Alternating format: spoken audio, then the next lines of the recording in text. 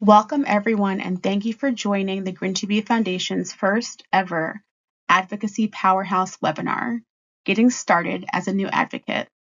My name is Alyssa Bustillo and I am the Executive Director of the GRIN2B Foundation. I am thrilled to be here with all of you as we discuss how to take your first steps into rare disease advocacy, specifically in relation to GRIN2B neurodevelopmental disorder. Some of you may be parents, caregivers, patients, or supporters who are just starting out on this journey. Others may already have some experience advocating for rare diseases, but want to refine your approach and learn new strategies. No matter where you are in your journey, I hope that this webinar will equip you with the tools, confidence, and knowledge to make a difference in our community. Advocacy is powerful because it puts a human face on medical conditions that are often overlooked. By sharing our stories, engaging with lawmakers, and pushing for research, we can create real change. Today, we'll cover what advocacy means, why it's so critical for GRIN2B, who the key players are, and how you can get involved. Let's get started.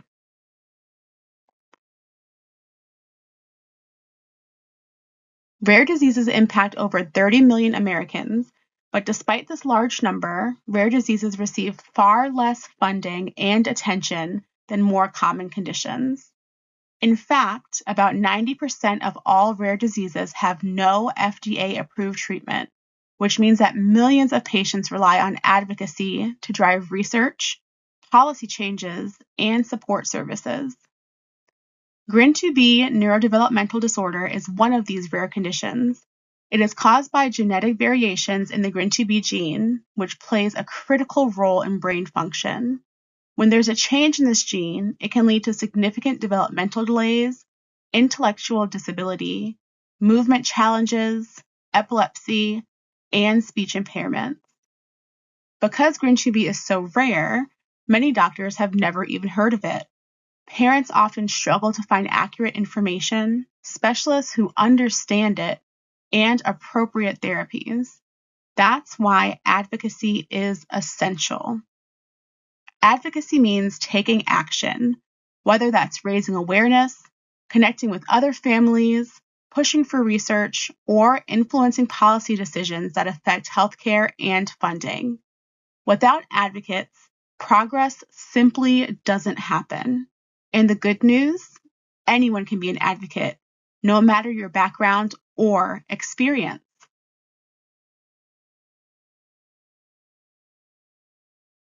When it comes to advocacy, there are several key players, but the most powerful advocate is you. Patients, caregivers, and loved ones are the ones who truly understand what it means to live with GRIN2B, and that personal experience makes a lasting impact when shared with researchers, legislators, and the public. The GRIN2B Foundation plays a central role in advocacy. It provides support to families, raises funds for research, and helps educate the medical community about this disorder. By getting involved with the GRIN2B Foundation, you can access resources and become part of a larger movement working towards solutions.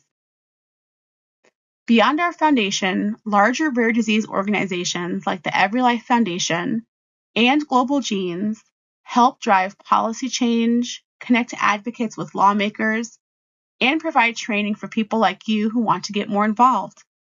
Meanwhile, researchers and medical professionals studying GRIN2B variations and their impact rely on advocates to participate in patient registries and clinical studies. And, of course, legislators and policymakers are key in securing funding and improving access to healthcare services for those with rare diseases. All of these key players work together, and your role as an advocate is to help connect the dots between them.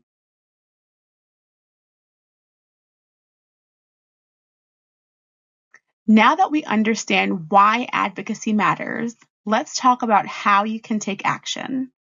First, education is key.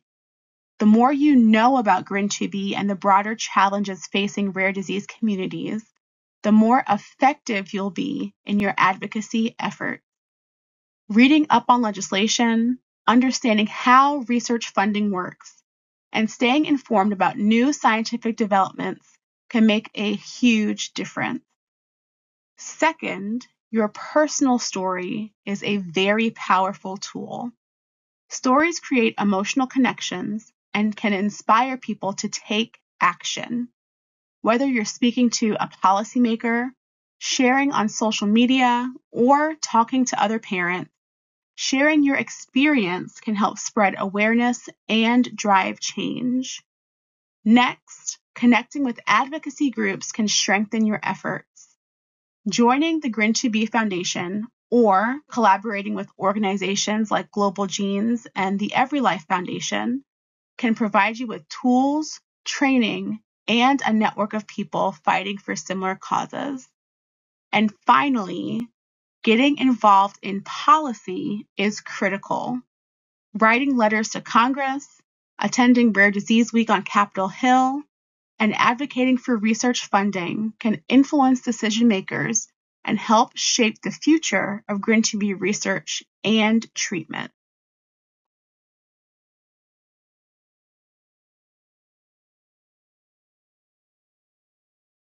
One of the most powerful tools in advocacy is storytelling. Facts and statistics are important, but personal stories bring those numbers to life. They give a face and a name to the challenges of living with a rare disease like GRIN2B. Our 2025 GRIN2B Awareness Week video showcases parents of children affected by GRIN2B coming together to share their stories and the impact of community support. The parents featured in this video are a prime example of advocacy in action, sharing their lived experiences to pave the way to shape real change. As you watch this video, please keep a listen out for the advocacy strategies mentioned throughout, and keep in mind that there are so many ways to share your story. Writing a blog post, making a video, talking to the media, or even providing testimony at a legislative hearing. You can also participate in the GRIN2B patient registry, which helps researchers understand our community's needs. Every time you share your experience or even talk about your child, you increase awareness and inspire action. Just imagine a lawmaker hearing from a family who spends hours every day managing medical care, or a researcher realizing how much a breakthrough could mean for a child's future. These connections are how change happens. Let's take a look.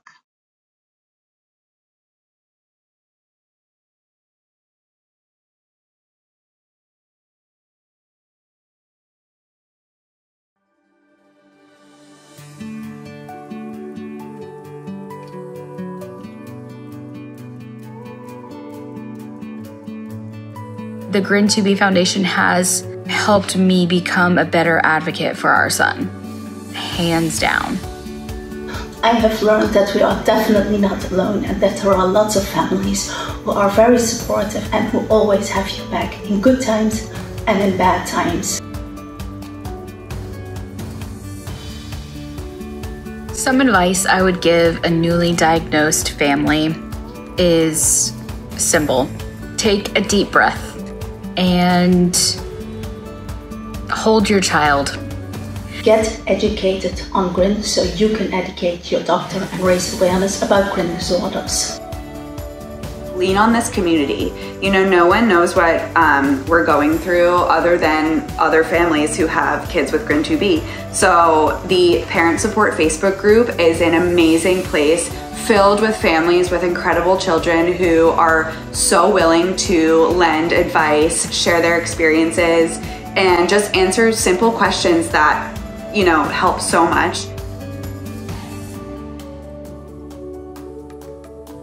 We found a tribe, we found a community, we found a family, we found support, and we found knowledge, which is most important. Feeling like, wow, this this is it, this like fits, and everyone is having similar experiences and can kind of just like share in your joy and share in your frustration and share in your sadness. Seeing the little wins that other families have has brought us so much joy, and it gives us so much hope for the future. You can just go to anybody and say, look, I'm having a hard day. We're struggling over here because of this disease. You have a sense of community with them already. He is just the strongest, most resilient little boy. He works so hard in his therapies. He makes little strides every day. His smile just lights everyone up and just makes you happy. And you can't not be happy around him. She's so much more than just her GRIN2B disorder. She's funny, she's sassy, she's smart, she loves to cook, she loves all things Stitch. She's a wonderful girl, and she's growing up to be a wonderful young lady. He's the most friendly, sweet little guy out there, and he makes friends wherever he goes.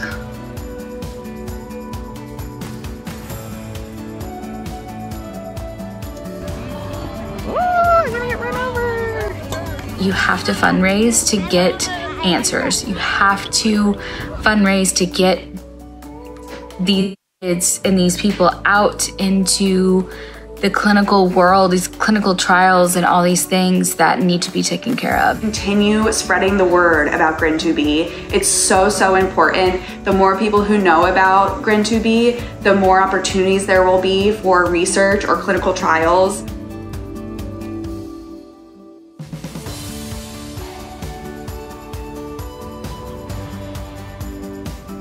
Our children are amazing. They are resilient, they are full of perseverance, and they will get there in their own way, at their own pace. And there are lots of families out there, so reach out and feel the love. I hope others can find the group when they need it, when they first get their diagnosis, and feel at home like we did.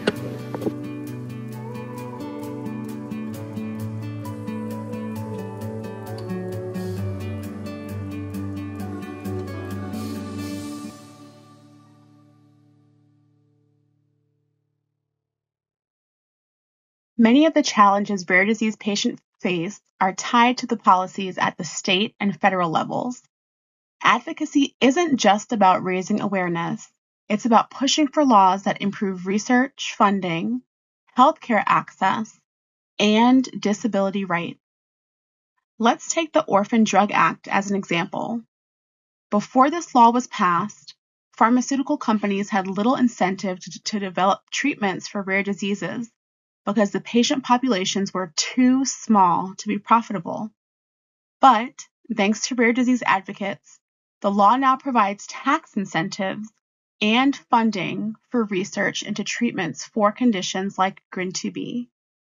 Today, over 1,000 orphan drugs have been developed, drugs that might not have existed without advocacy.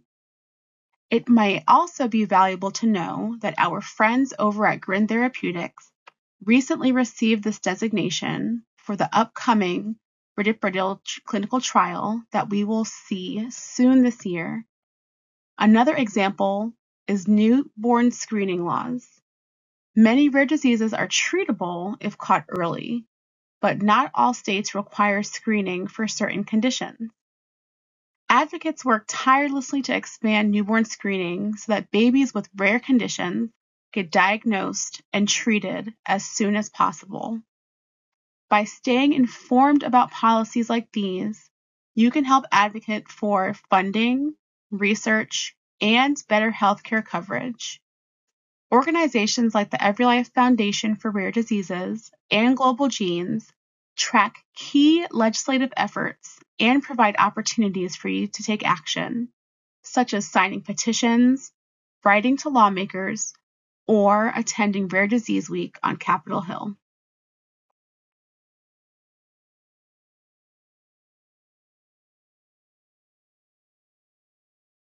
Another critical area of advocacy is research.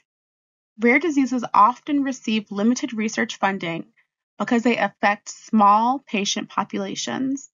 However, advocates play a key role in changing that. One of the best ways to support research is by participating in a patient registry. These databases help scientists track symptoms, treatments, and long-term outcomes for people with GRIN2B. The more data we provide, the easier it is for researchers to develop targeted therapies.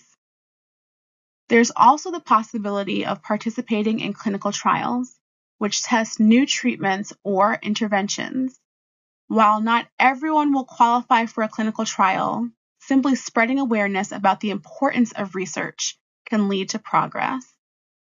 A great example is the Rett syndrome community, which has been highly organized in its advocacy for research. Because of their efforts, they have multiple clinical trials underway and potential treatments on the horizon. GRIN2B families can follow a similar path by ensuring our voices are heard in the research world.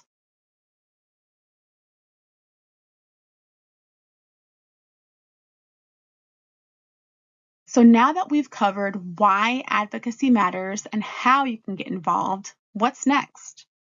The key is to start small and build from there. You don't have to do everything at once. Just choose an area that resonates with you and take your first step. Maybe you're passionate about awareness and want to share your story. Maybe you're interested in policy and want to contact your representative. Perhaps you want to help fundraise for research or support newly diagnosed families. Whatever it is, find a way to get involved that aligns with your strengths and interests. One action you can take right now is setting a personal advocacy goal for the next 3 months. Maybe it's joining the GRIN2B patient registry, posting about GRIN2B on social media, participating in our 2025 GRIN2B Advocacy Powerhouse series, or attending a rare disease advocacy event. Whatever you choose, committing to that goal will get you jump-started on your advocacy journey.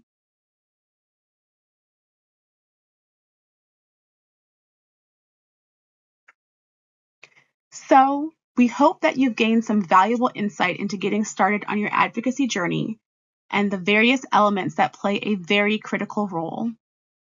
Before we wrap up today's webinar, we would love to invite you to join us for our following webinars, all a part of our 2025 GRIN2B Advocacy Powerhouse series. This series serves to provide training and resources for new and existing advocates, supporting your individual advocacy journey. Here are our tentative upcoming webinar dates and topics.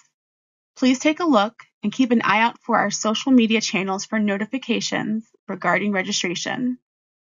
Also, at this time, we would like to give a special thank you to our 2025 Advocacy Powerhouse sponsor, the EveryLife Foundation for Rare Diseases.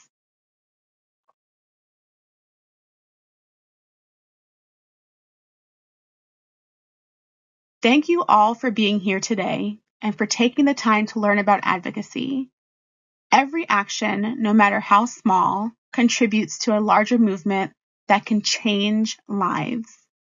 We need voices like yours to keep pushing forward for awareness, research, and support. If you're ready to take the next step, I encourage you to stay connected, follow the GRIN2B Foundation, join rare disease groups, and explore advocacy opportunities. Whether you're writing letters to lawmakers, educating your community, or participating in research, you are making a difference. I hope you leave today feeling inspired and empowered to start your advocacy journey. Thank you so much again for your time, and I look forward to seeing the impact that you'll make.